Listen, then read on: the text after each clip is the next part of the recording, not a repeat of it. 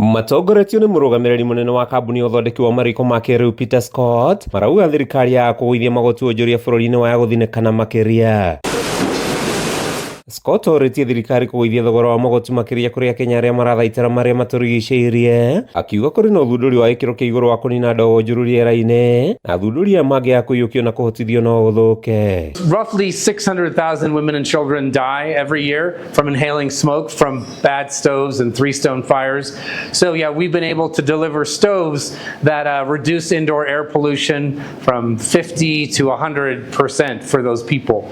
And obviously people are bankrupting themselves just paying for fuel. So our stoves, can save, again, 50, 70% of the fuel. We really help people save $1 billion by helping them to reduce their fuel consumption. So when they go to our electric stove, from charcoal to LPG, they're cutting their fuel bill by about 40%. Arĩtie mariko ma kĩrĩu morugi na thitima marĩkĩtie gũthondekwo na kũninĩra rugi ingĩ ndogo ĩrĩa kaingĩ ĩcũngagĩrĩria mĩrimũ ya gĩthũri, ta ũrĩa Esther wa Mũyũ ũrĩa ũkoretwo agĩtũmĩra riko rĩrĩ aratarĩria.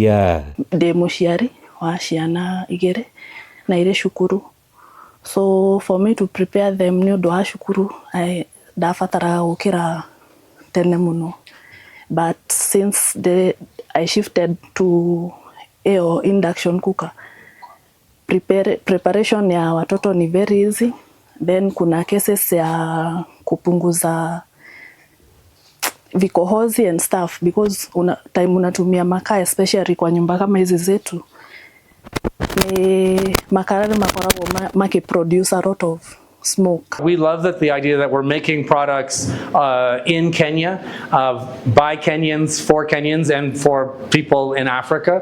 So yeah, we can actually be competitive with China. So people don't realize the great opportunity that manufacturing has in Kenya because we have a great workforce.